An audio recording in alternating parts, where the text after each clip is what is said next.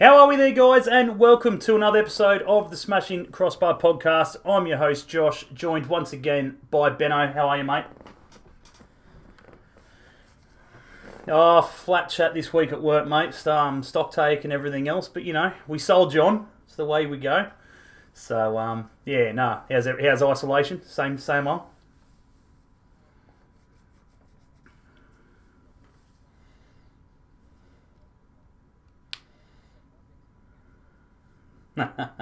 Very good, very good. G'day, chat. Let us know if you guys have any audio issues, etc. That'd be muchly appreciated. Well, obviously, we've got the tech here, so he'll turn us up or turn us down, whatever we need to do. Tonight's episode, we are lucky enough to be joined by assistant coach Kenny Miller again. We do thank him for his time, obviously, and we do thank him for the end of the season that him and Carl obviously gave us to watch. It was absolutely magnificent football, and as a Jets fan, it's bloody good to see. So, big shout out to obviously Gabriel Mar Optometrist, major sponsor. Be sure to go check those guys out at Jasmine for all your eye care needs as well. Big shout out to those guys. But no further or less, let's get Kenny on. How are you, mate? All good. Enjoying being back in. Enjoyed the end of the season, just like you guys did. It was nice to watch, wasn't it? It was fantastic to sit back and watch the football the lads played, the goals that they scored, the energy levels. You know, they brought. That's one thing I really thought about our boys, that they must have put the work in that was needed in the lockdown to come back and really hit the ground running. Because I'm sure it was a concern not only for us but for a lot of the A League coaches of how the teams would come back and attack these last 4, 5, 6 games, and particularly for us just coming into the job.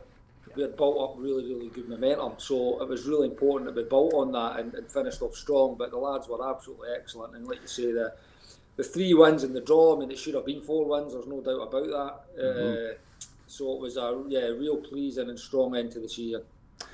Absolutely. I suppose if you just go off the form of the back end, obviously after quarantine and so forth, we would have finished on top in regards to the point system and so forth. So it just proves, obviously, what could have been. Obviously, with probably a few more games with you guys at the helm.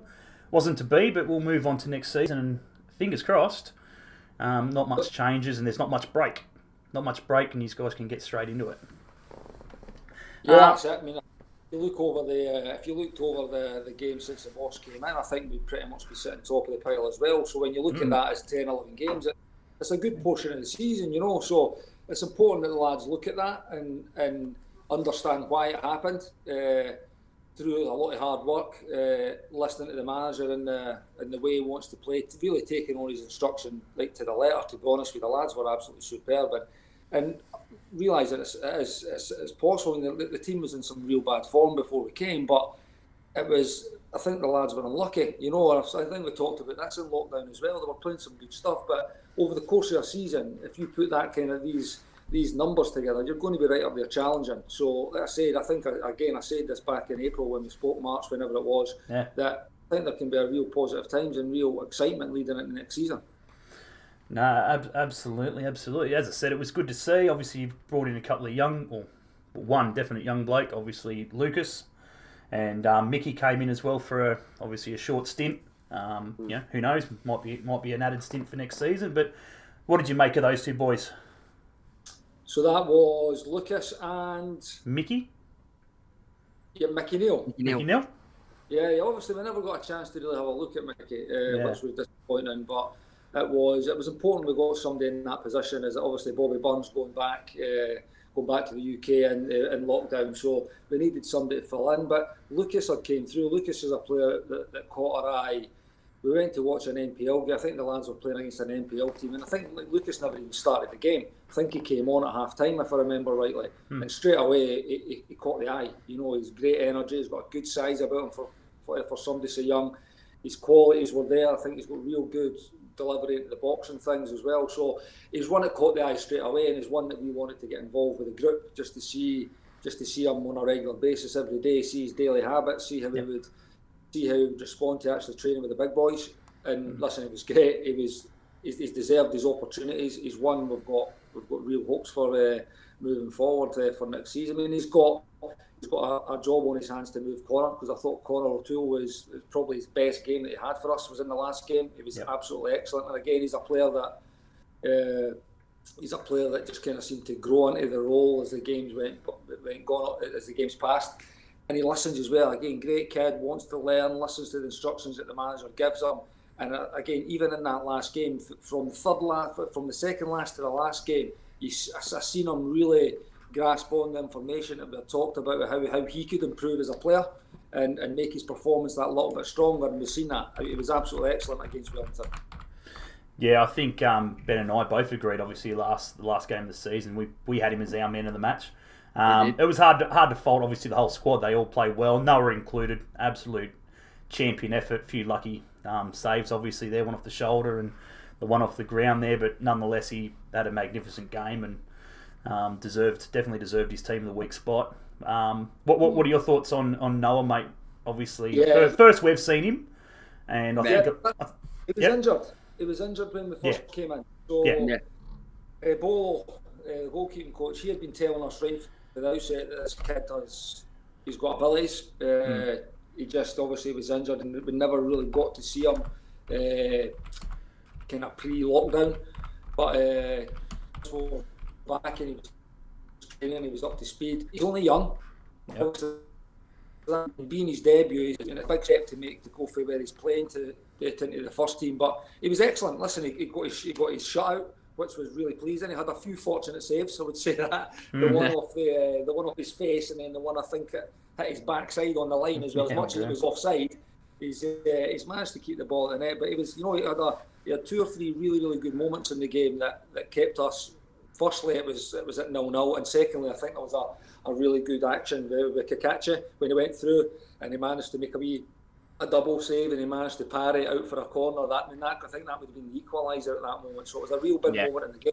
So I mean that's a sign of a good goalkeeper, a good player for that matter, that they can perform at the right moments when they're required. And as a goalkeeper, when you make these kind of goal opportunity saves, they're real big moments. So it was important for us. And like you said, he deserved his man of the match. He deserved his team of the week slot. Considering it's his debut, he did show a lot of strong attributes for a goalkeeper so young. Yeah, absolutely. As I said, I think the Jets' faith have obviously we've all been looking to obviously see his chance. Obviously, you said he was injured. Obviously, when you guys came in, and a lot of fans obviously have watched him at MPL and so forth and have known what he can do. So it was good to finally see get every Jets fan obviously to see and show what he can do and what he's definitely capable of.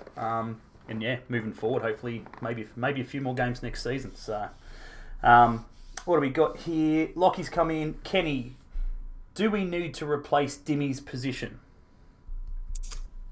Well, that's a good question, and that's obviously these are the things that we've been talking about now for a number of weeks in terms of where we need to strengthen, what kind of player are we looking for in profile, age-wise, attribute-wise. So listen, this has been ongoing pretty much since the minute we arrived at the club. Because like I said, a lot of the focus was on. We wanted to have an immediate impact and finish strong, but a lot of the focus was on next year and really being competitive.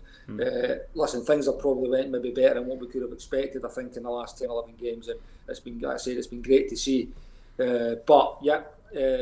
What's happened is through the course of the lockdown and Dimmy having a little injury that needed looking at over lockdown, it allowed him to Fitzy, and Fitzy, player who, great lad to have around, trains hard every single day. He's a really, really good football player, as we've seen. He can get you a goal. I mean, he finished off with 3 goals in the last games. So he's chipping in with goals, which is really important for that position as well. So Dimmy's maybe not quite been up to speed when we came back allowed that. So Dimmy's going to need to be replaced. Listen, there's no doubt about that, because he's a wonderful football player. We've seen that in the 7 games we had kind of pre-lockdown for us. It was superb. You don't get to the levels that Dimmy got at for being a bad player, So he is going to be missed. He's a really, really good lad. He'll be missed about the place as well. But to answer the question, it will need replaced, and that's going to be something that we've been looking at all along. But like I said, what it does sometimes when one player's kind of missing, it allows somebody else to step in. And what Fitz has done is he's done himself no harm in terms of keeping his playing himself into that position next year, if that's the play next year. Yeah, absolutely. I hear Messi might be looking for a new club, mate. Do you reckon Well, I said that to the gaffer earlier. I threw him into the gaffer earlier, but he's might be able to get ahead of Fitzy and Burnley at the moment. So it's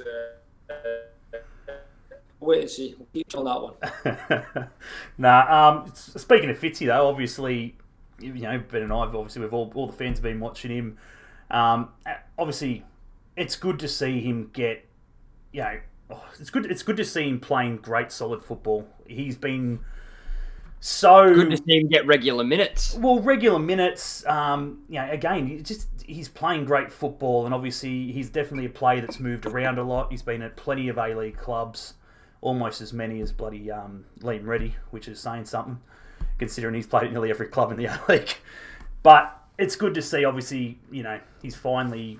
I don't know what it is. Maybe it's. I think the big thing about Fitzy is not only has he been shoehorned into multiple positions in multiple different clubs before, correct. But I was saying to you pre Kenny and Carl coming in is that Fitzy was already on a good run. He just needed that goal. He just couldn't put one away. But once he put that one away, the confidence will shoot through the roof, and he will be a completely different player for the preceding games after that. Yeah, he definitely has been. He's definitely definitely looking the goods, and obviously, hopefully, he can continue that into the next season as well. What do we got? Another one from Lockie. What do you think of Newcastle so far? I'm loving it. I know I can speak for both myself and the manager. Absolutely loving it. It's when we first come over, and we've been pretty much 4 months now, kind of 2 months prior and 2 months after lockdown, and we're here on our own. So you're kind of just really immersing yourself in the job. But once coming back, once you've been a wee bit familiar with the players in the place, it was just like coming home. To be honest with you, again, that's the way we look at it. That's why getting the family in has been so important, because we had made the plans to come here as a family, both my family and the boss's family, and not having them here was tough. It was tough being away for your missus and your kids, and what it was, it allowed us just really kind of focus on the job at hand and put as much as we could into that. And there was a lot of long days over the last kind of 4 months. We were in early and we're still at late kind of talking through whether it be tactics for an up and coming game or reviewing previous games, or like we've discussed, talking about potential targets for next season. So it's but no, absolutely loving it. It'll be nice when the family actually get out of quarantine and we can, because we've been looking at houses, but as we all know, the missus is always a boss, so they're going to they'll make the final decision on where we're going to be living in the houses that we get. So it'll be nice when we get that and get it all settled down, and again, like you say, you can really look forward to next season. Nice little spot over the water somewhere, I'm sure. I was about to say, isn't Georgeski and Ivan Boyic's apartment in Merriweather Beach up for grabs at the moment? Maybe. Yeah, a bit small, that's a problem. I was going to say, more a party pad, that one, I'd say. So obviously the season's, again, the end of the season, as we said, it was a fantastic effort. What do you think we need for next season? Was there anything, obviously, from the back end of this season that you think might need tinkering? Really sticks out. Pardon? Yeah, that really sticks out. Anything that really sticks out. I think the one thing that sticks out, and it's not a slight on anything, because that thing's been going really well. And when you finish off the season with scoring 3 goals, it's really important. But I think maybe a little bit more. I mean, this is something we've talked. Maybe a little bit more flexibility in the forward areas is something we look for. So we've managed to find this way. And again, you talk about Fitzy and you talk about opportunities. Like when we arrived and the back three was getting played, it was like Stevie, and I mean, it wasn't Gus, but it was Stevie Cantor, I think it was, maybe 2, and Dimmy was playing a 10, and you had Roy and Arroyo strikers. The opportunity to change this came really when Arroyo got injured, so Arroyo picked a little injury up, so we thought, you know what, we'll change to the 2 10s. And we went, I think Wes played, and Dimmy, I think they might have played their 2 10s against Adelaide. So that opened up this way, and to be honest, I've been a fan of playing that kind of way prior. I really like it. It gives you real good opportunities in the middle of the pitch to overload and dominate the ball, which is what the manager wants to do. And it worked that day. We were excellent that day, 1-3-0. Fantastic performance, and it kind of laid the foundations to maybe, you know what, maybe that's a decent way to go forward. So that then gives Fitzy the opportunity to come in Dimmy's absence, you know, and we've signed Bernie, who he's been excellent. He's been absolutely excellent in the 4 games, and it's great to have him tied up. Could be a huge player for us moving forward. So yeah, I think maybe, again, it depends. You never know with players. Like some players may move on, like you've lost Dimmy, so all of a sudden you may look at, right, we maybe need to replace that. But it's how do you replace it? Do you replace it with like for like, or do you try and find a player who can maybe play in that position but can also maybe play as a striker, or can play that position but can also maybe play wide? You know, these are the kind of things that you look at, and when you don't actually know what your resources are going to be, you now need to try and find maybe multiple options, you know. So we've got a lot of things on the table at the moment. We'll probably spend a good bit of time over the next kind of couple of weeks sifting through all the players that we've had thrown at us, and again analysing what we think we need, the type of player that we need in these positions. So I think we're quite set, you know, we're quite solid. And even watching the game back against Wellington, we won 3-0, but see when you look, we were quite sloppy at the start of the game. We turned the ball over a lot more, probably more than we have in any other game. But we never conceded, you know. Down to a good saves for Noah, but I'll tell you, it was for some absolutely incredible defending and defenders throwing their body on the line. Boggs must have blocked 2 or 3 shots. And so, I mean, you talk about Noah and his clean sheet. Well, a lot of that goes down to his defenders as well, because they were even stopping the ball getting to him by putting their body on the line. So, correct. Side, I was looking at our defensive shape, and we were quite solid, you know. We were really, really solid. Apart from the mistakes, I don't think Wellington looked like breaking us down. So we're quite set in our back line at the moment. We look solid. We are able to achieve the way we want to play. So I think it's quite natural that you always look kind of top end of the pitch. I mean, you lose a player like Timmy, who is integral to the way you play. Whether it be there you go, he finished off with the most assists. I think he chipped in, 6 or 7 goals as well along the way. So he had a real good impact on the team at the top end of the field. So again, going back to the question, he does need replaced, and how we replace him is something we'll decide over the coming weeks. I think, as I said, O'Toole was just outstanding for me. He just since the restart, he just he's looked so good. And you know, even before it all happened, when he actually first come to the club, I'm sort of sitting there going, you know, I wonder how he's going to fit in here. Like, obviously, I know he's on the left, but how much game time is he going to get? And then he wasn't getting the game time. And to be brutally honest as well, when we signed him as well, who did we let go? We let go of somebody. I think we'd let go of Voica at the start of the season and hadn't really made a replacement. Sort of went, all right, cool. Here comes, like, the signing came as a bit of a shock to us as supporters anyway, and we're just sitting there going, okay, no worries. And it was very much of me and Josh dived into his stats, and like he hadn't really had a lot of game time at Brisbane, but seeing the game time that he's had, consistent game time that he's had at the Jets since the restart, hands down, bargain, like absolute bargain of the century for a fullback. Oh, well, it is what it is, I suppose. Voica he moved on, and it's safe to say Ben was a bit upset about that. One of his favourites, and look what happened. You know, he hasn't played a game for Western United since he's also been injured half the season. Well, back into the season he's been. Back into the season he has been, but still he was looking for game time, and but going back to Bernie Abini as well, like we all just went, yes, this is fantastic. You know, he's proven in the A League with both Sydney and the Coast. But the Dimmy that we got and the Dimmy that left here a few years ago are two very, very, very different players. I suppose it's like that everywhere, though. Beanie used to be a very thin, very tall winger that would bomb up and down that right-hand side all day. The way Bernie plays, he's broadened himself up. He is like a brick shithouse at the moment.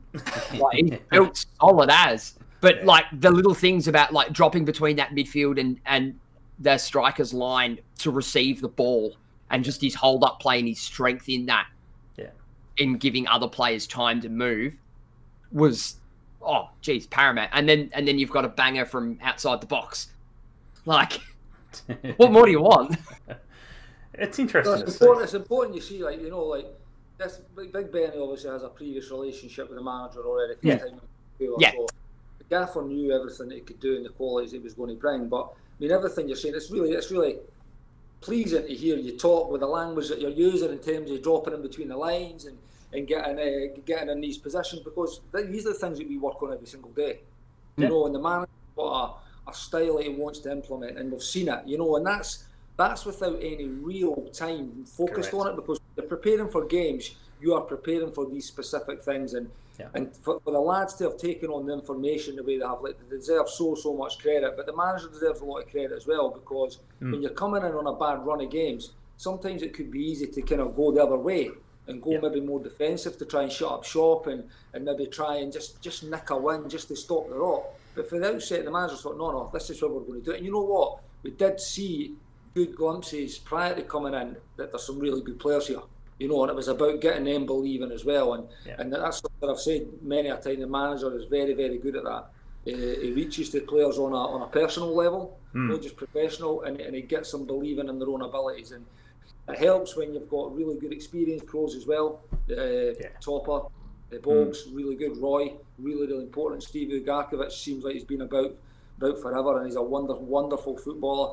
So we've got a real good group of people, a real good blend of experienced players, so a really good experienced pros, and a lot of young, hungry pros that want to go and have a career for themselves. So Bernie is someone who's came back and he was outstanding. Been right for the outset against Sydney. He was absolutely phenomenal. Yeah. And all these things and these movements and the positions that we work, because the manager's clear where he wants Dimmies, Fitzies, Bernie's to get the ball.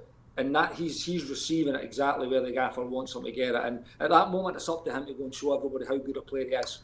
And the good thing for us is he showed that in the 4 games. He had it in glimpses prior to lockdown, and he was outstanding in the 4 games after it. And it's really important to keep Bernie fit. He's tied up now for the next year, which is wonderful news for us. Yeah. And really get him firing again, and hopefully just continuing the good work going into next year. Yeah, I suppose you're always going to know when me and Josh watch a football game, unless we're actually sitting in the stadium. If we're watching it on the TV, it's a lot easier that, you know, we will just look. We will watch it as supporters, but we're also going to watch it with very analytical eyes and notice things that I was about to say probably find the general supporter wouldn't pick up on. I was about to say we are anal. We are. Hey, mate. That's good to hear. Yeah, no, we're anal. Who was it the other? I can't remember who it was. It was someone the other day who was talking about it being in. He's like, oh, you know, why isn't he crossing the ball? I'm like, it's not his job. That's not why he's there. He's not. It's not why Bernie is there. He's not playing as the winger. Like, you'll be lucky to see him put in a ball unless he is in 100% acres of space or whatever, and the bloke's sitting in the box with friggin' acres of space. He's going to go inside every time. It's his job. And at the same time as well, the only time that you will see probably Bernie drift to a more wide position, and I think we saw it in the game against Sydney, is he'll drift more towards that byline with the ball at him, because he's going to drag 2 defenders across. Correct. Because they're going to think he's going to cross that ball, but we know he's not going to cross that ball. He's going to want to cut inside, but he's going to take 2 defenders with him.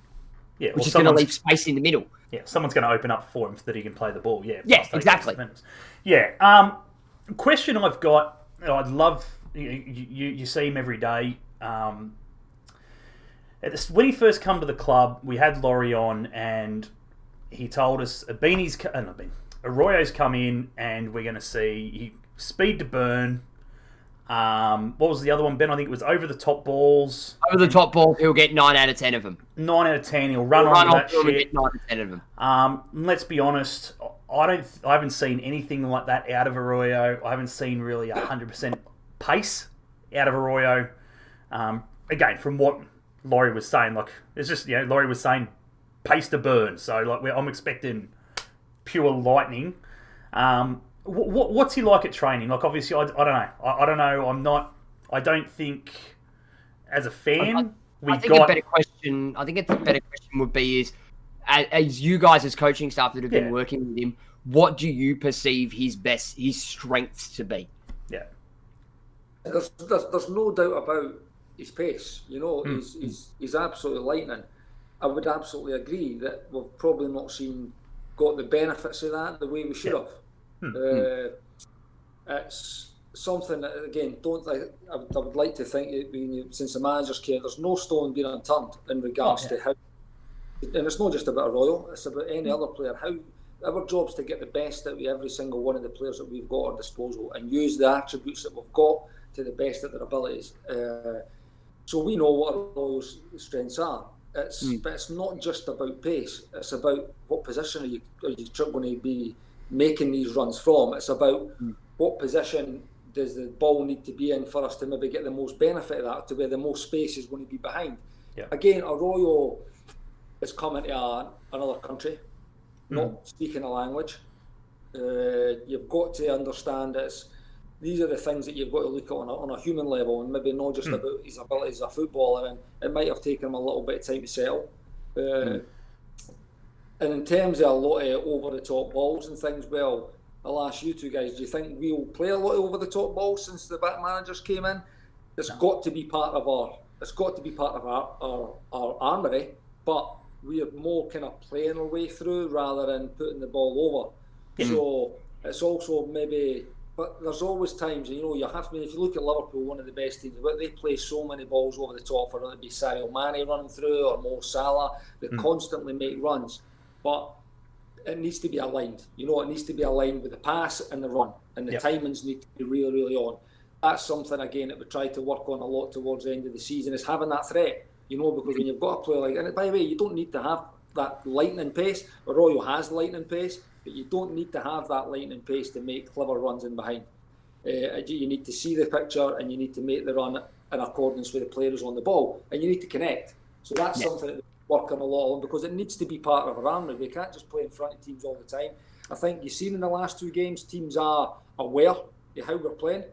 We've seen evidence, or not a lot of evidence in Western or Wellington really pressing full press high in a lot of the games that they played previous to playing us, but they've done it against us because they must be looking at it thinking, this team are decent, this is what they're going to do, and we're going to need to try and stop it. So they've gone in to quickly nullify it. And they've done it well, which that's why I think in those two games we did find it a little bit harder to play through, and particularly in the Wellington game we were pretty sloppy in that. Listen, if we do it right, it can't be stopped. That's one thing we do believe. The manager believes that. I'm a big believer in it, and I think the players believe it as well. But you need to be right on your game. You all need to be connected. You need to be seeing the same pictures. You need to be, and that's why having Boggs in that position is really important, because he's like a quarterback. He sees the picture. He's able to play the passes. He understands why. He understands the movement. So it's that. So with Arroyo, he picked an injury up. Obviously, like I said, he picked a little injury up just before lockdown, which actually allowed us to play a different way. It allowed us to play a different way in a slightly different system to what we've been playing before. It was a system that really, really worked, and I think we looked at it and thought, we were actually looking at. We look at every angle. So we look at how would we try and stop it, and we put the players into positions on the Thursday and the Friday, and we think, right, this is so. If we come hard and we try and press this way, and how do we try and stop it? And you put the players in, you think, there's too many options. When you've got that kind of overload in the middle, where your wing backs being in whether it be a higher or a lower position, it's really, really tough to stop. And you can't cover every angle, you can't cover every player, and we've kind of, like I say, we've played it quite religiously since that day at Adelaide. So it's been really successful for us. So what it's also done is it's made the number 9 role as a 1 rather than a 2 now. And I think when you look at Roy's goal return, Roy's probably the best one for that slot at the moment. So, and that again, this all came about for Roy just picking a little niggle up, and this is when opportunity knocks. So if you've got that opportunity, you need to knock the door down, and that's what players have done when they've came in to take that position with that second 10. It's worked great for us. We've been really strong defensively, and we've also been pretty potent going forward. So he's probably not had the game time that he would have liked. But what I would say, when you get the opportunities, you need to grasp it, and it's something I think it probably just wasn't on his A game towards these last 4 or 5 games, and it's again, he had the opportunity in the last game, and it never quite worked out, But we won the game, and that's not about an individual here. No, it's exactly not Demi Petratos or an Abdullah or a Nigel Bogart. It's about the team, it's about the group. And the manager will pick a team that he feels is best capable of winning a game of football on any given day. So it's disappointing that maybe for Arroyo personally things maybe never quite worked towards the end of the season there. But listen, he's another player that's still, he was here on loan, we like him, he's a great lad. Like I said, I'm sure it's been really, really tough for him, having to be across here on his own, not speaking the language, and you try and help as much as you can, but it's sometimes you've got to cut people a little bit of slack for that, because like I said, you look at things on a human level as much as a professional level, and you can, I've been through it, we've all been, as players, we've been through it as well, that you know what it's like when you're out there on your own, and it's a little bit tougher, a little bit lonelier. Yeah. And it's, these are all things that you need to take into account as well. Absolutely. There was talk apparently of possibly in talks with his manager and so forth about keeping him for next season. Is that still on the cards, or would you guys be definitely looking to keep him if possible? This is one a number that we're looking at the moment. Like I said, it's going back to when you don't know where you're coming from, it's hard to know actually where you're trying to go, you know. Yeah. So correct. He's one that is out of contract. He's one that we'll be looking at and discussing over the next few weeks in terms of numbers and positions and profiles and what we're actually looking for in these specific areas. What the benefit of having Arroyo is we've actually had him. We've seen everything that he's about. Yeah. We've seen his daily habits when, and in terms of making a sign, and sometimes these things are a wee bit of the unknown if you don't know the player. Correct. So at least we know Arroyo, we know exactly what he is and what he can bring. It's just that, like we've touched on over the number of times, there has been certain times where that asset of pace and power and that kind of thing, we've not quite probably had the benefits of the way we would have liked. So these are all things that we need to discuss over the next few weeks, and I'll be made more clear. You know, once the grand final's done and we know where we're at in terms of starting again and salary caps and this kind of thing, and you know what you've got to work with. That's when you can really start making some crunch decisions. Yeah, no, absolutely. Let's be fair. Let's take it. Poor old Arroyo. The international side of things at the Newcastle Jets is always the hardest. We've been pretty critical, obviously, over our existence. We haven't got always the best out of our internationals, whether they be on loan or whatever. So when they do come in, it's we expect big things, and sometimes we've been burnt, and maybe he gets a little bit of that. He's still doing his best, and he's still doing good things. He's definitely done good things since being with us. I've seen some great football. The FFA Cup against Edgeworth, he had a blinder. Absolute blinder. So things like that, you definitely see what he definitely can produce, but at times it is what it is, and I suppose Jets fans will have to wait and see what happens, whether he's with us next year or not. What have we got? Andy, a few questions have come in here. At the Edgy game on the weekend, were you, mate? Oh, it was actually, yeah. You've been spotted. Yeah, they've been watching you.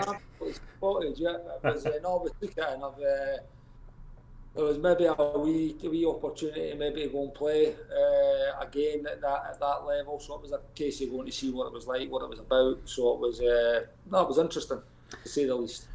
Did you get a personal look at Christian Bromora? Well, I'm not too familiar with the name, so no. It's, number 9, Edgy, scored a banger. Number 9, Edgy. Oh, actually, done no bad game then. Actually, it was it was not too bad. Yeah. Former Newcastle Jet lad. Former Newcastle Jet. Great young bloke, and obviously. He went overseas to Millwall for 12 months, didn't he? Yeah, he went over to Millwall, went over to Europe for 12 months, and the real Europe, not Andrew Hill Europe, but went to Millwall for 12 months, didn't obviously work out, and he's come back and he's busting his ass. Obviously, we had Josh Rose on the current interim coach, obviously, last week, and he said that he's absolutely working his ass off and definitely doesn't want to be playing NPL. We'll leave it at that. So he wants to try and get back somewhere to the A League, so good luck to him. But yeah, have you got any indication of pre-season? I know obviously there's so much speculation, everything's up in the air or anything like that. Do you guys have a rough idea of when you want to be back training and getting ready for whenever the restart will be? Well, it will be completely dependent on when that is, because the way we work is we're not going to. There's no point in us saying, right, we'll come back on October 1 and the league doesn't start till February. You know, it's just craziness. It's too long to have players back. They would be mentally fried by the time the games came around. So, well, look, I mean, again, for the information that we've kind of getting told at the moment, the realistic chance, the opportunities will be back probably maybe around that first week in October, I would think, and getting ready for the next season, which hopefully will start around about maybe that first week in December. But again, this is hearsay at the moment, so you're trying to you're just listen. We've got it all worked out. You know, if it's a little bit later, then we come back a little bit later. It's as simple as that.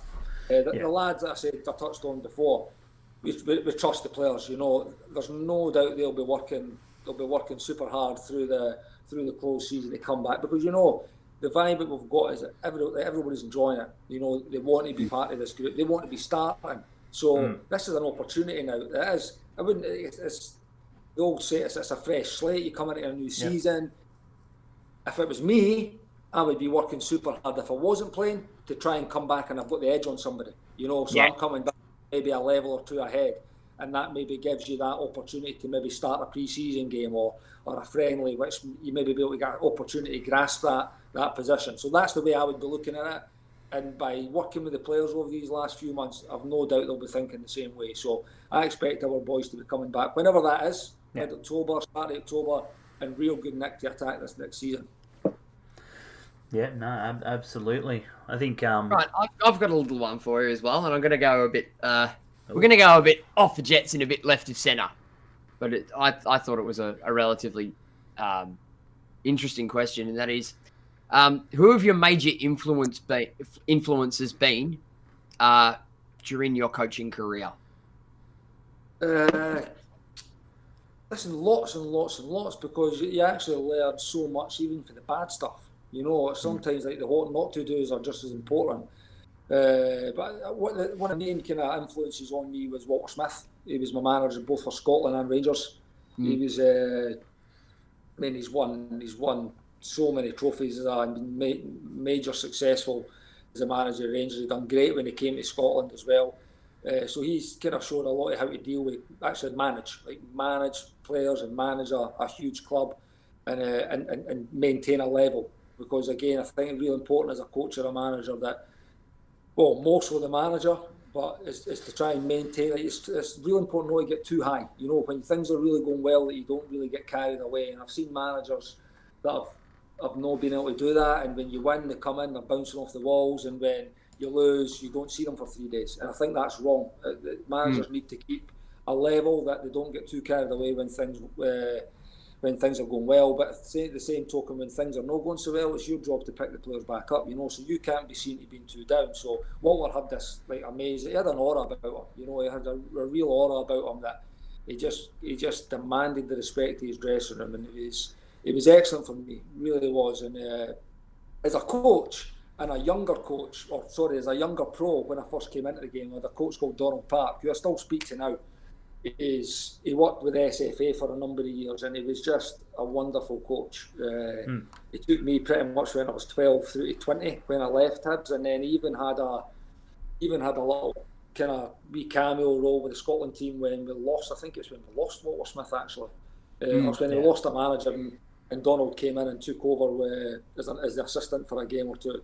And he's just excellent, you know. And so he gave us a real grounding as a young pro coming out of school. He gave me a real grounding in education, what it was going to take to be a footballer, you know. So I look at these guys, you know, and see modern day.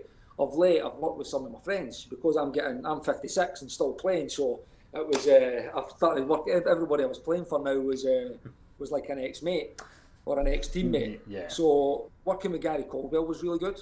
I thought he was excellent apart it. Working with the boss in Vancouver. I mean, I always tell the boss, you know, I'm going to throw something on my Instagram one day on a throwback Thursday.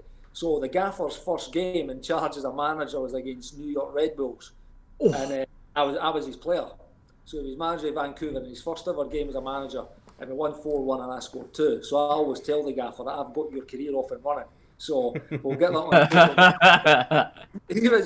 He was great to play for as well because we're like-minded. We're ex-teammates.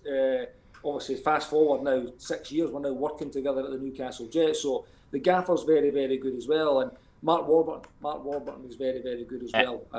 At Rangers, came up for Brentford. But listen, so many. Glenn Hoddle, I worked with Glenn Hoddle at Wolves. Like, he was absolutely amazing, and for me, ahead of his time in terms of coaching. So it helps when you've worked for about 50 different managers. You can probably you can just go off name after name. But I worked with some fantastic coaches, some fantastic managers over the years, and every single one of the experience you've got, good and bad, you're always learning. So equally important. Equally important. I've got another one. I think I know of a Welsh player that might be looking for a gig as a set piece coach. Set piece coach, who's that?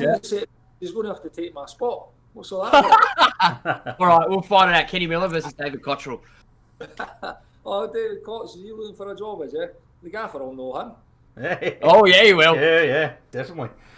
Tell you what, he can bang a free kick. He can bang a free kick from God knows how many yards out and put it top bins. I've seen it happen many a time. He's got decent tech, hasn't he? Oh yeah, his technique's fantastic. Another one on your coaching. Obviously, coaching questions. How tough has it been to transition from obviously a player to a coach? 900 plus games. It's one of them where, see, when you get older and when you're like how I am, I've always knew I was going to go into coaching or management after football. So, see when you're a more experienced player, without having a tag a coach, you're not coaching, but in sessions you're trying to help younger players. You're trying to drive the sessions that the coaches and the managers want. So you're constantly, like you say, you're not taking the sessions, but you're having an input in the session. So always. Listen, I miss playing. There's just no getting away from that. Like these last 4 games, actually, I've actually managed to be able to get involved in the sessions quite a wee bit because we've been a man down here or there. So I've normally filled in at right back, which isn't great, but it's at least it gets the boots back on and gets a touch of a ball more than what I had done previous. So I miss playing, but I love this aspect of it. I love being a coach and still on the grass. It's the next best thing.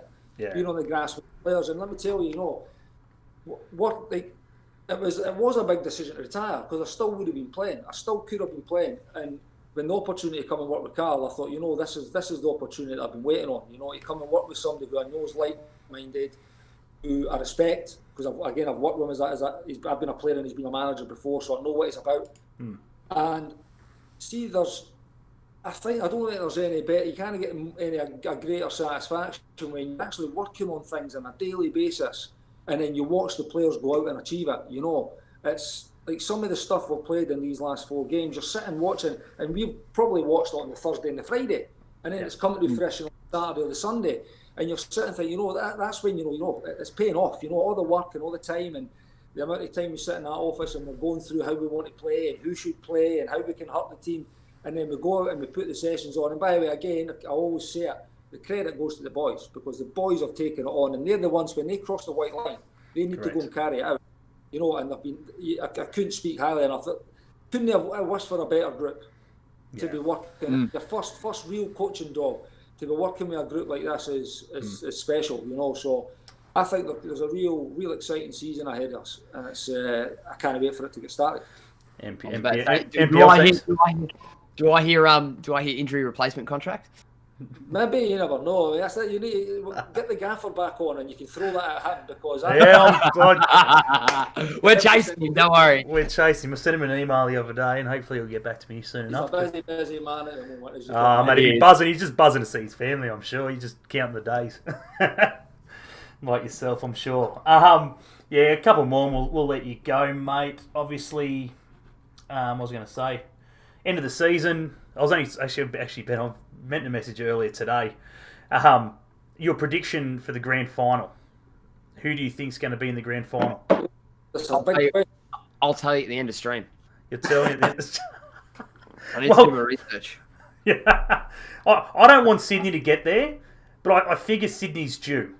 For the simple fact that they haven't won virtually nothing without VAR, and now the VAR is back in the final series.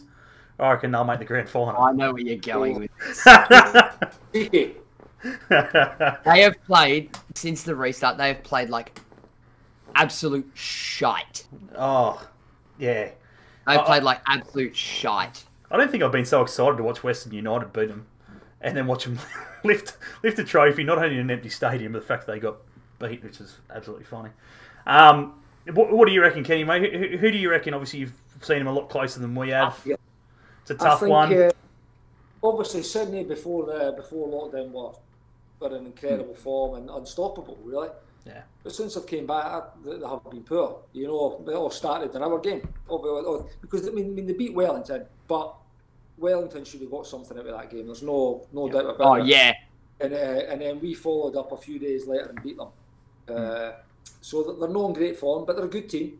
They're a good team. They've got some... I mean, they'll be looking at... I mean, they need to try and find a way to re-find the form, you know. But at the moment, I think if I was to bet somebody to win it or have a say, I think it'd be Melbourne. I think Melbourne would win it. I think they're strong. I thought they've been probably one of the best since I've came, like looking at them, the way they play, the players have got. I think they're a real threat. But honestly, I think you can make a case for a lot of the teams at the moment. I mean, Sydney and Perth are not in good form, right? That's the facts. They're not in good form. When Brisbane get one goal ahead of anybody, they are so hard to beat and so hard to break down, and they shut up shop and they play away, which is really frustrating and tough to break down and try and get back into it. Where you've got Wellington, who I think are in decent form, they're a good team. Western are in great form, so it is quite open. It is really open, but I think, like I said, if I was to nail my colours to the mast in one team, I think I'd maybe go Melbourne City. Fair enough. I think Western United will beat Brisbane. I think that'll happen. Yeah. I think Wellington will be too strong for Perth. Agree. Yep. I think it's on current form. Yeah. Pretty much a given. I don't know which way it's going to go after that. Who plays who? I don't know if it swaps over and Western play City or whatever. Well, that would be Wellington would play City and Sydney would play Western. Well, if that's the case, Western United will friggin' make it and City will on make current form, Western will beat Sydney. So we're going for a Western Melbourne final. Is that right then? That's it. Melbourne. I'm gonna pull something right out of left field. Oh, we've heard. But I reckon it's gonna be Western Wellington. Well, that's what I want. But I don't. I reckon it's gonna be Western Wellington. That's what I'd like. Wellington deserves something. They've missed out and they've had shit seasons recently.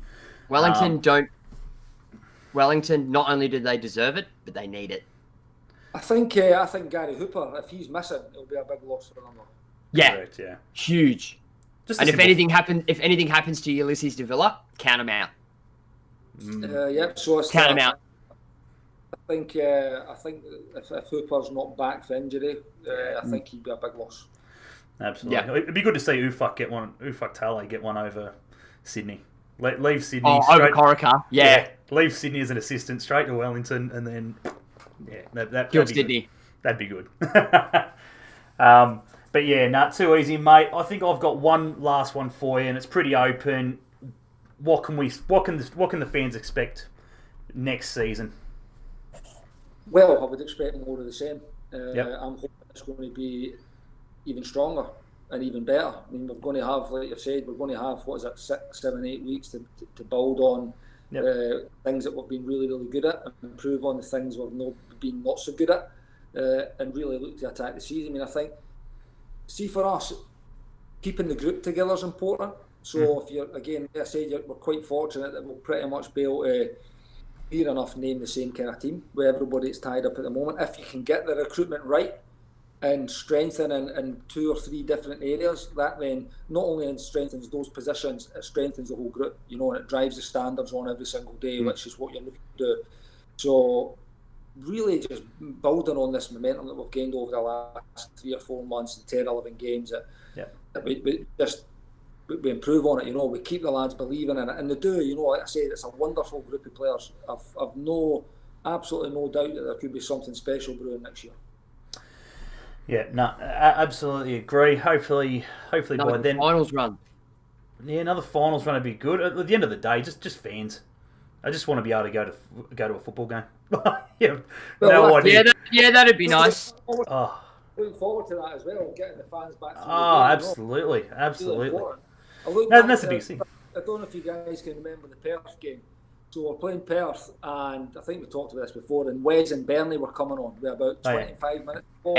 And the energy that surged through the stadium before they had even set foot on the pitch was absolutely phenomenal, you know. So when we get that back again with this group and we start playing we continue playing the football that the manager's brought to the club, like I said, I can't see anything but except a real successful, positive season next year. No, absolutely. I'd like to be able to get to a point where we could actually leave our state to go into their state. To go watch. Ben, I'm at the point now where I'd go watch frickin' Melbourne, any Melbourne side play at the moment. It's driving me up the wall. The fact that I can't play friggin' even local football is killing me. Like shit. Well, they did loosen the restrictions as of, I think it was today. You can now drive up to 5 kilometres to go and exercise again now. Oh, look out. Might go down the friggin' footy oval and have a kick. Yeah, that's the plan, mate. That's the plan. Happy days. Speaking of fans, chat, we will be having probably, I reckon, he probably beats Vandenberg, to be fair.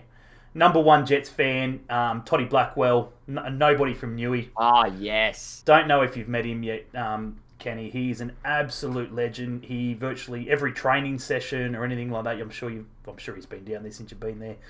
Hang on, wasn't he the only one that was let into the Wellington game? He was there, okay, I mean. Yeah. Yeah, I was going to say, he was the only one that got let into the Wellington game the other week. Oh, that's right, he was too, yeah. Because they showed him on Fox. That's true, yeah, exactly right. So, yeah, we'll have Toddy Blackwell on next week with Laurie McKenna, obviously to talk a bit about, obviously, the fan interaction and what the fan, you know, what it's like to be a fan and what it means and how much involvement, obviously, you fans obviously give the club and everything else. That's pretty much what next week's topic's going to be about. But other than that, there one from Aiden, which is going to be a little bit difficult, I'm sure. But he says, do you think, Kenny, sometimes in the next 3 years, perhaps the A League could have a second division, or do you think it won't happen for a while? I don't know. The answer is short. I've not got a clue. We don't know what's going on with A League at the moment. Never mind what's going to be going on in the league below, you know. So I think it would be good. Good if you could have a level, because I think that's going to make it. It's going to make it easy for the lads who are not making it regular first team action to have a decent level of football to go down and play at, and I think that would then help first teams as well. You know, because the supplemental team is going to be stronger. It's going to be better playing against better level of teams as well. So it would be nice to see. But again, that could be a kind of way down the line. Are you going to go? I think the best post I saw about something in regards to that this week was one of Melbourne Victory's own board members turning around and saying, if the second division came in next season, yes, we'd be relegated, and who cares? We'd be down there. I'm just like, wow, okay. You're talking about it. You're talking about a club that's finished like top 3 and all, but like what, 2 seasons now? And he's just like, yeah, we're happy to start from the bottom. And I'd be like, are you serious? That's a big statement. I bet you their entire membership base would not agree with him. Yeah, no, exactly right. Anyway, we're going to wrap it up there. Friggin', that is a good question. Actually, last question. Last question is, has Griffo been down getting some coaching tips? Obviously, taking on the coaching gig at Hamilton next year. Well, he says he's going to, but we've not seen him as yet. I think he should be too busy. If he's listening, he should be too busy trying to sort my family's and Carol's family's visas out. So then we'll Mate, I'm all for it. I couldn't believe it. I nearly fell off my chair when I found that he went to Hamilton Olympic, not this Newcastle. You know what the worst part is? What? If he needs a striker, we all know where he's going to go. Oh yeah, here we go. Yeah, Kenny. I got you the visas, Kenny. Come on, mate. yeah. They're not coming to Newcastle unless you sign on. Typical. Not too easy, mate. We're going to leave it there. We do thank you very much for jumping on. We congratulate you, obviously, and Carl, obviously, on the back end of the season. Fantastic back end. Absolute cracker. Again, everything about it. The signings, Abini, Ledley, these players coming in who, let's be honest, Ben, we thought we would never see this season after, obviously, what we've seen at the start of the season. So the fact that they just come in was just gobsmacked. And I was like, Okay. Not even that. It boils down to the way that the team are playing, the team as a whole, the team's mentality toward each other, the receptiveness of them with the coaching staff. That all plays into part of it. It's not, you can be the best technical footballer in the world, but if you're not part of or feel part of that team, it'll never work. Yeah, absolutely. That's it. That's it. So it's not individual but the group. So that's exactly right. Absolutely, mate. No worries, mate. We'll leave you to it. We do thank you again. Very much. And we'll speak to you obviously closer to a restart, hopefully. Cheers, now. No worries, mate. Take it easy. Cheers, mate. Have a good one. Have a good one. There we go, lads. We do thank Kenny very much for jumping on. It is muchly appreciated. Obviously, I can't imagine how much he's hanging to see his family in about 11 to 12 days. So, yeah. Again, it's a stellar effort. We signed a beanie, which is absolutely fantastic. Hopefully, we can get the best season we possibly can out of him. Before let's be honest, put him in the shop window, and that's the biggest thing. Let's give him. Let's hopefully he gets the best, has the best season he can, scores as many goals, assists, etc. like that, and he can enjoy a little bit more time overseas before he gets to the latter end. He'll be I think he'll be at 28 next year. 28. So yeah, so he'll be getting close to the end of his sort of run, and hopefully he gets another big one before hopefully comes back and finishes his time in the A League. We do thank everyone. Chat, thank you very much, everyone, for jumping on. It is muchly appreciated. Aiden and bloody Luke. Who else was in there? Young. Jeff was in there. Andy was in there. A few other of the guys as well. Lockie and so forth for your questions and everything else. It is muchly appreciated. As I said, we will have Laurie on next week. So be sure you've got a week. Speak of the devil. Speak of the devil? I just got a notification on my other monitor on the Facebook side saying that Toddy Blackwell's just shared the stream. There we go. And that was my next one. So speak of the devil. Speak of the devil. We will have Laurie McKenna on next week. We will have Toddy Blackwell. And nobody from Newcastle. Everyone in Newcastle Everybody should know who he is. Everyone knows who he is. You should know who Toddy Blackwell is. Absolutely. Absolute legend. Absolute, And the Jets dog. Jet pup. Yeah, the Jets dog. Yeah, I think, a little pup. Absolutely. He does great things, and it'd be good to get, obviously, a bit of a chat with him and, just see what it is that makes him the bleed. Airplane visor. Yeah, the head. Yeah. Honestly, I don't think he's missed too many home games. I can't imagine. We'll get the exact number. We'll get the exact number, obviously, next week. Josh Stormer losing 8-0. Luke off. Who cares? Yeah. What I was going to say, so yeah, we'll have those guys on. So be sure you've got a week. Get all your questions in. You possibly can. Whatever comes out over social media and everything else you see, jot it down. As I said, we'll have the CEO on next week to obviously ask him a few questions about. Obviously. But in saying that, lads, we asked for your questions, but realistically think about what questions you're putting to us. Yeah. To ask him. If it's things like the takeover and stuff like that. Yeah. If you're not going to get an answer, we're not going to get an answer. He's probably bound by an NDA on it anyway. He won't be able to tell anybody about it. At the end of the day, just be realistic in what information you're trying to find out. Yeah. At the end of the day, we have the CEO on. He was hoping, obviously, the other one was due to get over the line. So yes, I will ask him one simple question about the takeover of. Do you have any news that you can? Do you have any news? Is it is it completely dead? Is there still chatter? Whatever, and that's pretty much all I'll be saying on it. I won't be divulging into who's and ifs and whats and. And I think that's something that we should start with. Yeah. Just going, hey, in regards to this, what can you tell us? Yeah. And that's it. Let him say what he can. Yeah. And then it's done.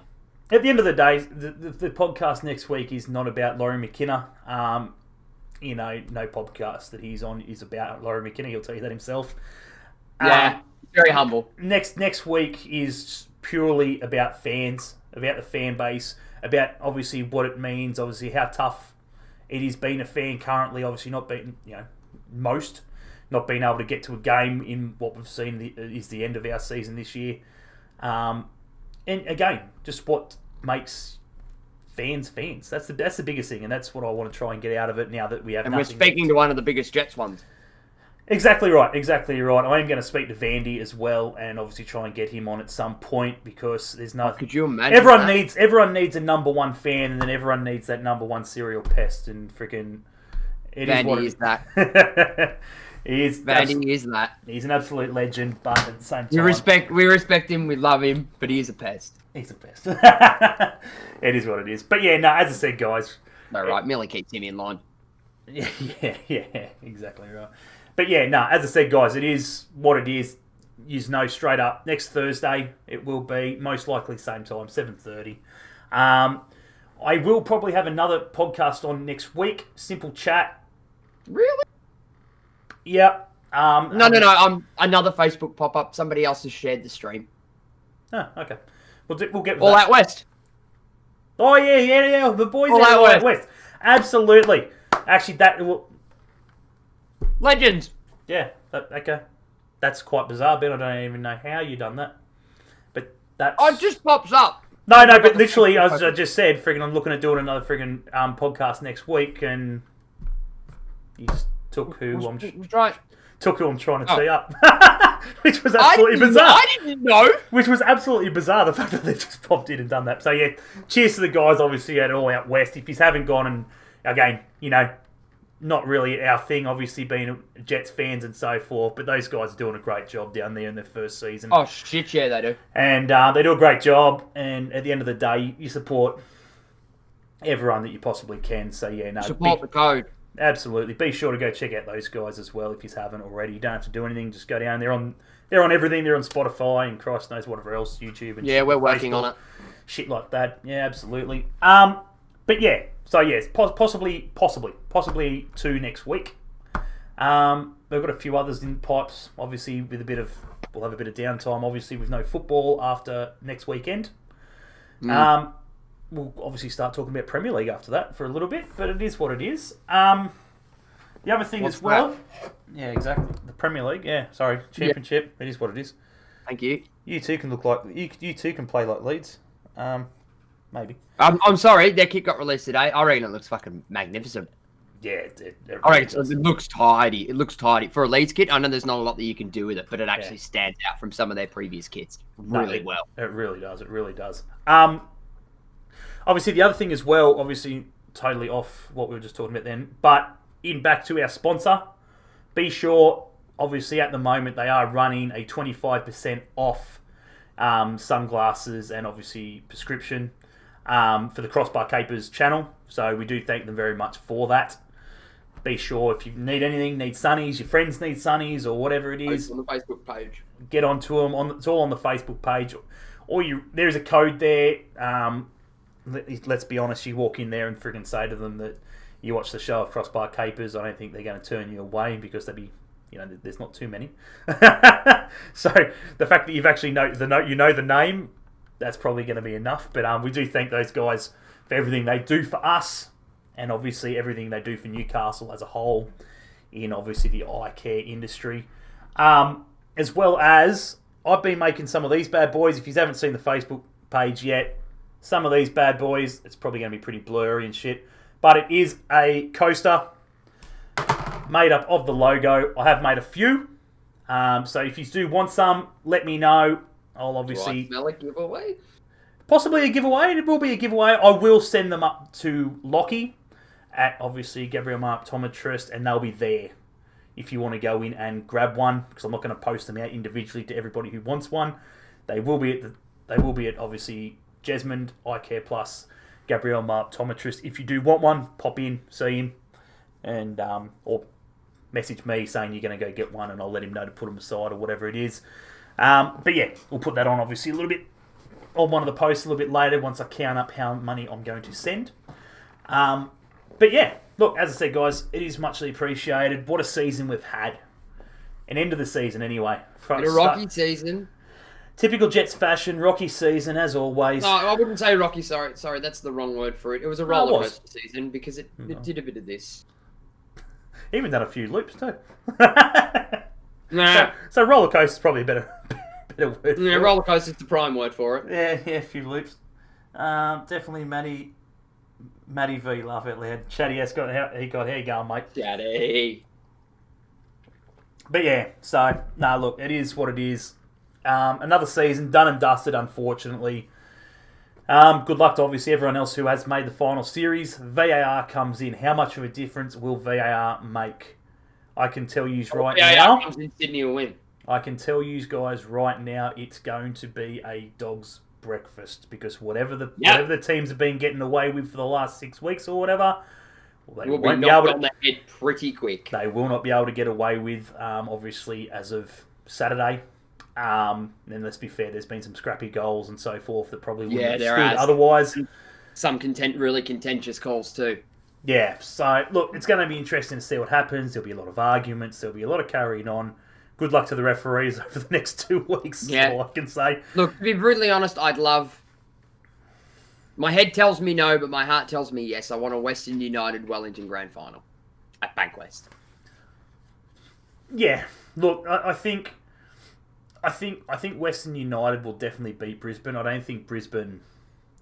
Me and Dale were discussing that when the game was on. I said to him, you don't want to win this game. And he goes, yes, we want to win every game. I'm like, no, you don't want to win this game. Because if you win this game against City, you will play Perth. If you lose this game, you'll play Brisbane. Brisbane are a bit of a shambles at the moment looking for a manager, but Popper has Perth, but he also has players that can do danger, and it only takes one of them to have a semi-decent game to destroy everything. Trust me, you want to play Brisbane, not Perth. Well, let's be fair though. Obviously, that's a true fact. But at the end of the day, if they won that game against City, they could have gone second. Yeah, but that's irrelevant. I think the simple fact was that I think, with obviously Berisha and so forth coming on in the second half, he'd already planned for an easy. Whatever happens. Yeah, he had planned. So if he'd won that, so be it. I mean, like you go, yep, cool, no worries. The youngsters done what they were friggin' meant to do. Yeah, so be it. You praise the youngsters. If you lose that game, you turn around and go, oh well, we had to rest our 2 main players.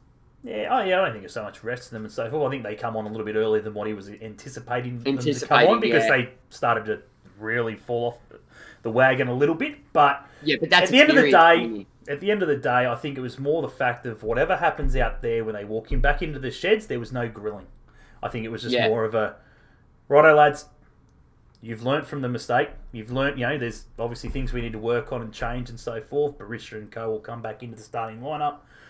Things will probably change. Movement will happen. The wing backs will be rotated back to normal, which they weren't obviously when they started the other week. But there's a lot of shuffling. I mean, look at it as, testing his youth for next season. That was basically what Mark Rudan did in that last game, what Carl and Kenny have been doing for the past 6 weeks. Everyone's on notice. Oh, 100%. And look, let's be fair. Okay, now here's your 90-minute opportunity to show me why you should have a contract next season. Yeah. Oh, 100%. That's exactly what Mark Rudan was doing. Yeah. It will be what it'll be. Can Brisbane hurt Western United? Absolutely. Absolutely they can. Scotty McDonald's got an axe to grind. If anything, I think Wellington are going to find it very hard against Perth.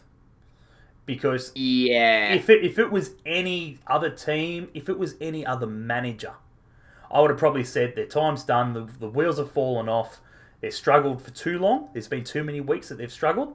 But when you've got a team and you've got a bloke like Popovich, things can change and things can come back to normality very quick. And they will. Unfortunately, for Wellington, and let's be honest. They're a banana skin. Let's be honest, right? Perth have been in Sydney as much as Wellington have. But I think the Wellington players, let's be fair, I could possibly say they are wanting to get back to New Zealand. There is nothing worse than being so far away for so long Could you imagine, honestly, if Western United won that game against City? Like, Adelaide, mate, they were itching to get on the plane. Oh, itching to get home. Yeah, I know. It was at Jordan Elsie's Twitter. Yeah, friggin' mate. Just want him to go home. All because. But here's the other side of the coin as well. Wellington are more inclined to be the wild card and come out swinging for the simple fact that it will be the case of, well, we've been locked up away from our families for God knows how many months. Let's not throw that away simply for let's take something home. Let's be able to bring a trophy home to show them that 10 or 12 weeks that we were away wasn't a waste. Yeah. I think the biggest way... They will come out swinging. I think the best way to probably put it is the two games we're going to witness this weekend will be absolute crackers. Right? Oh, yes. If Sydney and City somehow get out of their... Well, Sydney... somehow get out of their slump and City make the grand final, and it's a City-Sydney grand final, the grand finals were played friggin' a week earlier. Because it's just going to be shit, in my opinion. I don't think... It's a grand final I wouldn't watch. Yeah, that's what I mean. Like, it's more of a... it's a grand final that obviously I will watch, but it's... Boring. I would not be sitting there expecting miracles. It'd be just so... it'd be something like every week watching Sydney and City play. There's nothing new. There's nothing different. That's all we've had for 3 years. There's nothing different. So honestly, let's be fair. Let's go backwards. Good luck to Perth, Wellington, Western, and Brisbane. May two of that lot make the grand final, because that would be worth watching over Sydney City. In my 3 till 6. 3 till 6. No fans for the finals. Yeah, look, it is what it is. Yeah, it is what it is. They've been doing it for weeks on end. Even though they might have had a couple of thousand there, it's still not the same. Some teams benefit from it more than others. Yeah.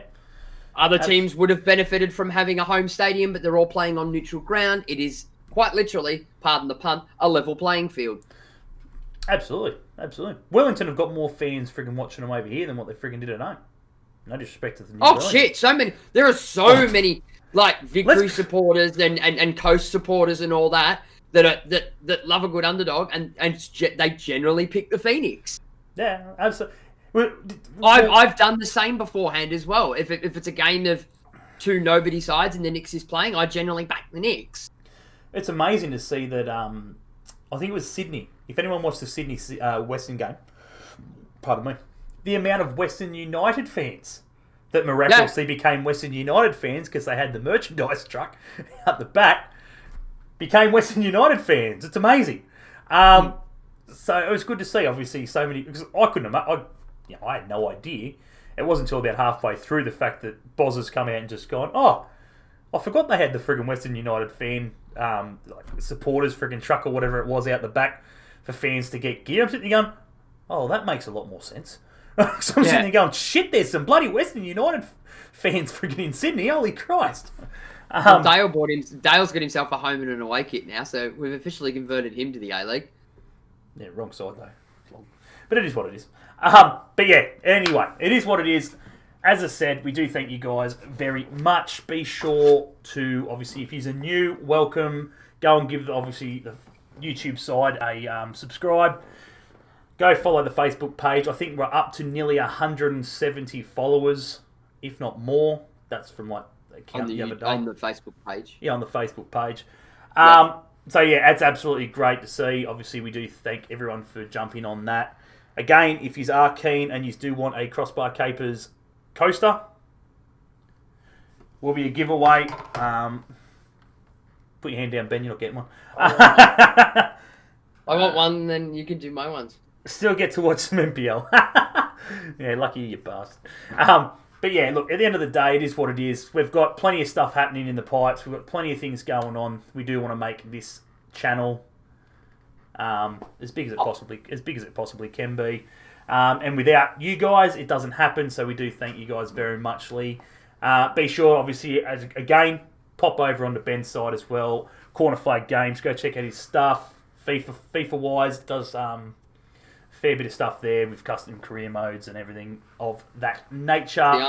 The only thing left now.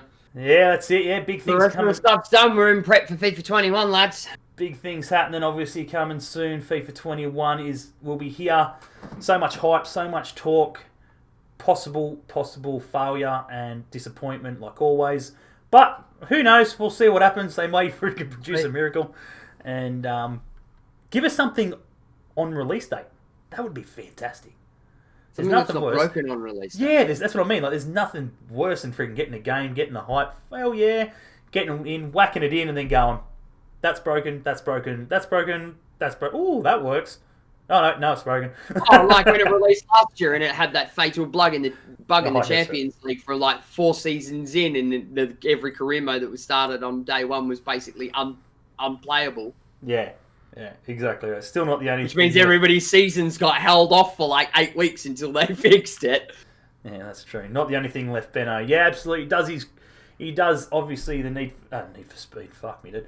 The GTA and obviously a few other bits and pieces. Fall Guys on Sundays. Oh, he's got his Fall Guys out at the moment. Yeah, we got some Fall Guys. If you're on PlayStation, be sure to download that this month's monthly free game. Yeah, it is a bit of a piss take. It is. It's great. It's a bit of a headache, bit of a laugh as well, which is good. It's one of those games that you don't sit there and play for hours on end. You grab a couple of mates, you sit there for an hour or two, you play it, and then that's it. Exactly right. If you've got PS4s, Crossbar Capers, just straight Corner Flag Games. Just straight Corner Flag Games. PlayStation. Add us on PlayStation. Join the Discord, and that's as simple as that. And you guys can jump on to any of our streams. Get around it. That doesn't involve Ben obviously doing his solos and whatevers. But yeah, it is what it is. We do thank you guys very much, Lee. We love the support and everything else. We love the Jets. And on the other side as well, guys. Sorry to interrupt, Joshy. Before you go there, the last thing on the Jets before Ben finishes up is I just want to thank the Newcastle Jets in general. Obviously, Laurie, Kenny, Carl, obviously the media staff and everything else. Declan, obviously we had Johnny K on. Thanks to those guys, obviously, for getting us the opportunity to get those guys on and obviously bring them to you to get a bit of an insight, obviously, into the club and what's going on, etc., etc. Hopefully, it can continue into next season. Oh, it's all finished. Gone, just like that. He's gone! But it was Party Pies and Sausage Rolls, Aiden. Yummy. But yeah, that's all I want to say on the Newcastle Jets scenario. Is thanks to everyone else. Muchly appreciated. Thanks to the Jets. And what were you saying, Benno? I was about to say, for all those as well, let's not forget Joshy Boy and his Brexit career mode series. Make sure you follow on the Twitch channel. Yes. Make sure you go and follow his Twitch channel. We don't normally stream the podcast to Twitch, but he uses it for his gameplay. And we get a bit of COD rage over there as well. So make sure that you do follow him on his Twitch. That is twitch.tv/crossbar_. Capers. That's exactly it. Yes, as I said, it is a bit of a laugh. It is a bit of a shit piss take. A few beers and drinks and shit and a bit of a laugh. That's all it's for. So yeah, and feel free, as I said, jump on PlayStation, whatever, come on, have a game, Call of Duty. If you've got it, whatever, as it is crossplay. So no matter what platform you're on. But yeah, we're going to leave it there. Again, Benno, thank you very much for jumping on as always. It's always a pleasure, mate. It's been a fucking fantastic season. It has been a good season. Thank you to, as I said, everyone else obviously in here. Obviously, Gabriel, Mark, Optometrist, big shout out to those guys. We cannot thank them enough. Obviously, if you need any glasses, etc., as I was saying, be sure. I believe it's till the end of the month, so you've got probably a week or so left. 25% discount. Be sure to go see them. Be sure to go and support all the Newcastle small businesses. Your Three Bears Kitchens, your Kofi Cafes. Obviously, 2 that are close to me. Obviously, straight off the bat there. Whoever it may be for you guys in your local areas, because I'm sure all of these aren't in the CBD. But whoever it may be sure to go and support your local, small business, so forth. It is muchly appreciated. Get to the local footy, support your local team. Unless you're Luke, who supports a shit side. Unlucky for you. Sorry, Luke. Had to do it. I felt needed. Felt needed. Sports Manx, doesn't he? It's just not your football's not your thing, is it? You know, the Manx, Lambton. Oh, well. Who did the Manx draw in the cup? Some mothers have them. Some don't know. Who did the Manx draw in the cup? Come on, Luke. Who are you getting Who beat did the Manx draw in the cup, Luke? Who are you getting beat by first week in the cup? Don't be shy. No. You meant to say that to me. Don't be shy. We'll get smacked by Cambridge. Yeah, that's what I was about to say. Don't be shy, because Ben's going to... Lucas left for chat. Yeah, don't be shy, Lucas. Ben's going to get beat by Cambridge for round Yeah, one. we'll get beat by It's normal. Cambridge. It's normal. He could get beat by... Yeah. Derby drew friggin' bloody Bobby Burns, so friggin' probably get beat Oh, there. really? Oh, actually, yeah, I'll love to watch that. Yeah, friggin' we're going to get bloody carved up down the left. Man, fucking fantastic. But yeah, anyway, it is what it is. Thank you everyone for jumping on. We're going to leave it there. It is muchly appreciated. We will see you on the next one, wherever it is. If you've subscribed to YouTube, tick the bell. You'll know exactly when we go live. Twitch, Facebook, you'll know. Yeah, you'll know when we're live and everything else. So come see us. Come say good day. Share this around as well. Share it around after we've finished it, so everyone who has missed it for whatever reason can rewatch it back. And we will see you guys next time. And as always, Benno. We hate COSSBAR. Too fucking right we do, guys. We'll catch you guys later and speak to you guys real soon. See you. Bye.